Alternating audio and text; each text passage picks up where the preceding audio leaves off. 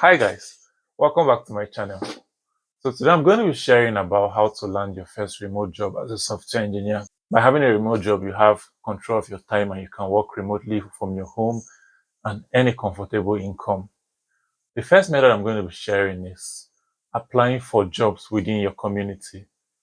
You can easily walk to an organization around your house or around your community and go directly to the HR or to the manager and tell them, oh, I notice you're hiring, or I notice you have this gap in your company technology that I can easily fill, and I have the solution. I've done something similar, and you can share your project and your ideas with the HR or the manager, and they can easily trust you and hire you for the role. Another good way to land your first remote job as a software engineer is to apply for entry-level roles or internship roles. The truth is, as a new software engineer or as an entry-level software engineer, no one is going to hire you for a junior role or a senior software engineering role. So that's why you should go for the internship roles or for the entry-level roles where they just need someone to assist or to support the senior engineer or the junior engineer. This way you get to build more experience and you get to build track record for your resume, and you have a lot of references and works for your portfolio. Another very good way to apply to get your first job as a software engineer is to be very, very honest in your resume. It's a very good practice to be honest in your resume because your resume is going to be reviewed by a human and they will be checking to see if what is on your portfolio is consistent with what you've written on your resume. So if maybe in your resume you've written that you have 5 years of experience, but your portfolio is not showing someone with skills of 5 years of experience, they won't trust you. And many of these companies are heavy on trust. They'll rather hire you for your character and your integrity than even hire you for your skills, because skills can be built even on the job, but character is inborn. Another method I would suggest is you have a professional review your resume. Having a professional review your resume will give your resume a high score in case they are using any automation or any software to filter resumes with low score.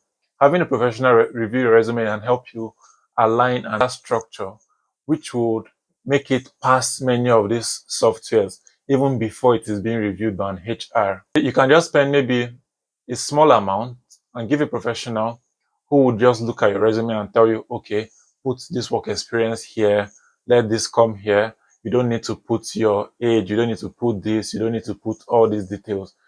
This way, you get a better chance of your resume being reviewed by the HR.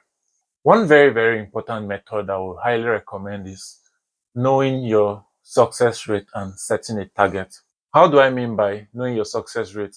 This is knowing how many of your applications get a positive feedback. So let's say you submit 10 applications, how many get a positive feedback for an interview date or a positive response?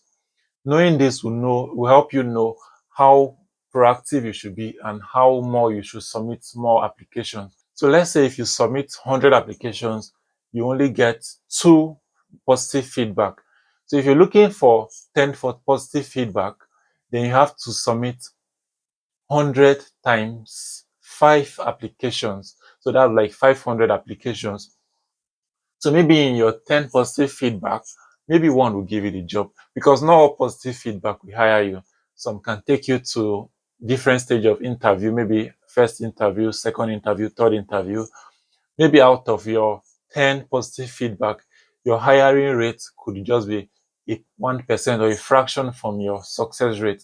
So knowing this calculation and knowing this math will help you reverse engineer the process by knowing how many applications you should make to get how many positive feedback to get how many potential hires.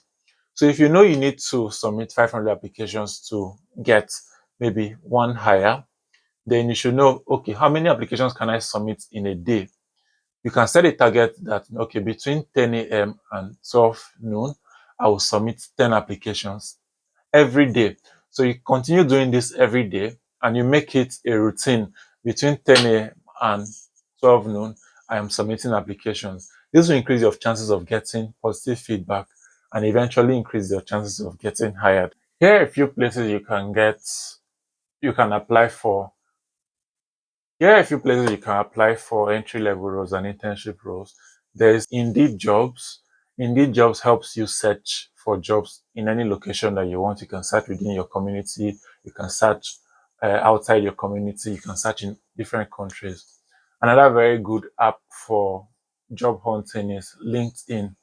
LinkedIn has a job section where you can filter jobs by the role they're looking for, the nature of the job, the salary, the nature of the company, and your skill set. So knowing all this, you can easily filter, okay, I'm looking for an entry level role, I'm looking for an internship role.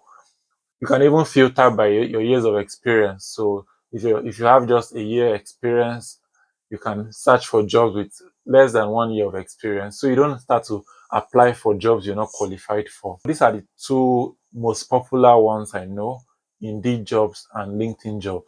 I've got a few jobs from LinkedIn. I've also got a few roles from Indeed Jobs before. A recap of what I just said is: number one, you should apply for jobs within your community where you can easily reach the HR.